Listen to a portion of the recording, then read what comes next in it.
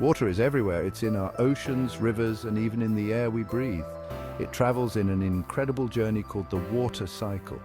This cycle is a continuous process, moving water from the earth to the sky and back again.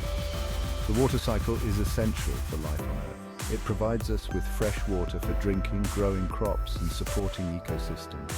The water cycle is a fascinating process that ensures water is constantly moving and changing.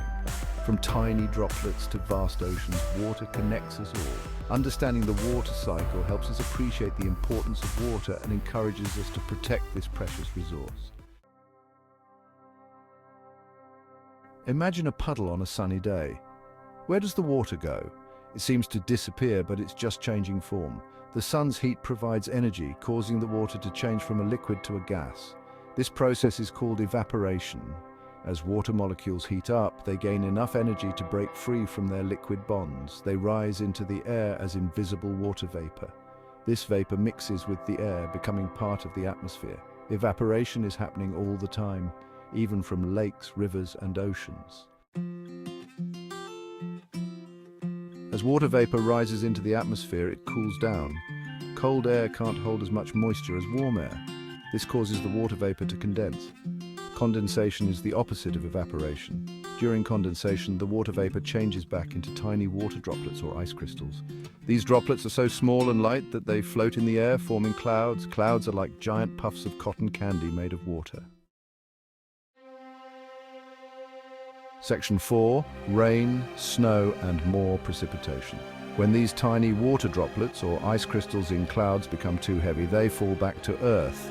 This is called precipitation. Precipitation can take many forms depending on the temperature. Rain is the most common form of precipitation. If it's cold enough, the water droplets freeze in the clouds and fall as snow.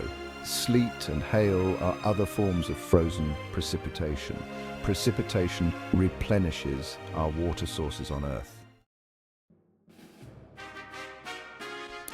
Section 5. Rivers and streams run off in action. When precipitation reaches the Earth's surface, it doesn't just sit there. Some of it soaks into the ground, replenishing groundwater. The rest flows over the land, forming rivers, streams, and eventually reaching lakes or oceans.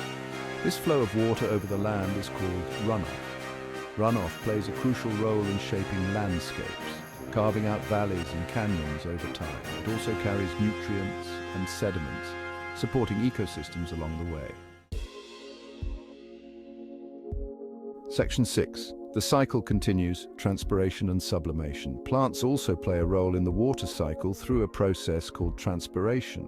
Just like we sweat, plants release water vapor into the atmosphere from their leaves. Additionally, there's a less common process called sublimation. This is when ice and snow change directly into water vapor without melting. All of these processes ensure the continuous movement of water in the water cycle. The water cycle is a fascinating and essential process that connects all living things on Earth. From the smallest raindrop to the vast oceans, water is constantly on the move thanks to this incredible cycle. Understanding the water cycle helps us appreciate the world around us and reminds us of the importance of conserving this precious resource.